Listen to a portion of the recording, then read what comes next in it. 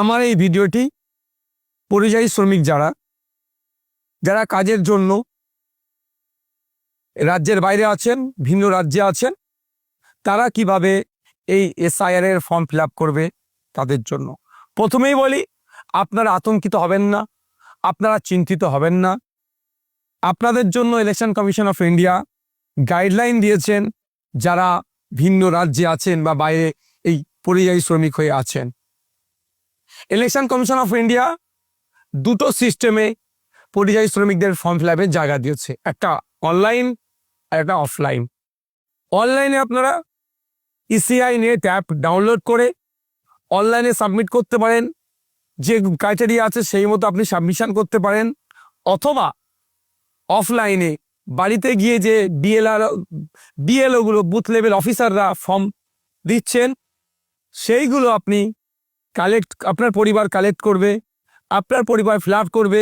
সিগনেচারের জায়গাতে শুধুমাত্র যে বুথ লেভেল অফিসারের হাতে ফর্মটা তুলে দিচ্ছেন তিনি সিগনেচার করবেন, আর সেখানে তার আপনার সম্পর্কটা লিখবে।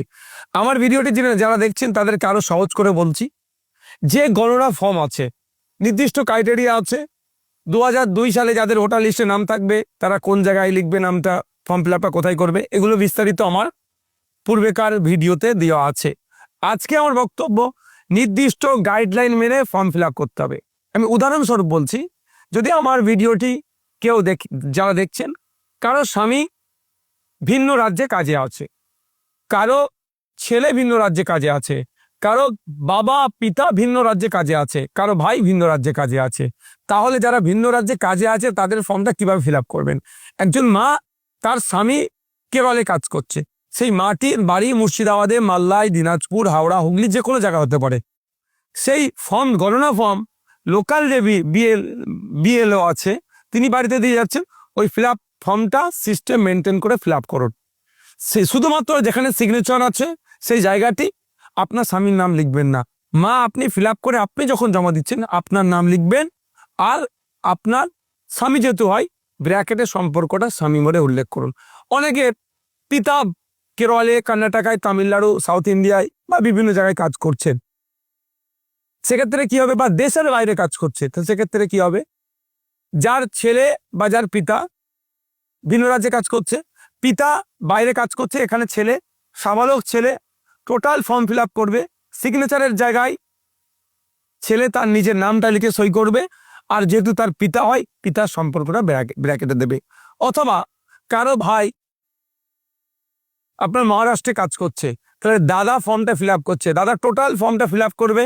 ইলেকশন কমিশন অফ ইন্ডিয়ার যে গাইডলাইন আছে সেই মতো ফিল আপ করার পরে যখন সই করবে, দাদা তার নামটা লিখে সই করবে, আর ওটা ভাই, এই ভাইয়ের সম্পর্কটা উল্লেখ করবে। এইভাবে করে সাবমিট করবে।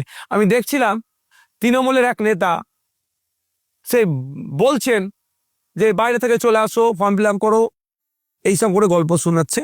এই কথায় কেউ বিভ্রান্ত হবেন না। আপনারা যে যেখানে কাজ করছেন কুশলে থাকুন, সুস্থ থাকুন চাইব। আপনাদের কাজের জন্য আপনারা যে অর্থ উপার্জন করছেন শুধু আপনার পরিবারের চলছে না, পশ্চিমবাংলার অর্থনীতির চাকাটাও ঘুরছে, দেশের অর্থনীতির চাকাটাও ঘুরছে আপনাদের মেহনতের জন্য। তাই আপনারা আতঙ্কিত হবেন না।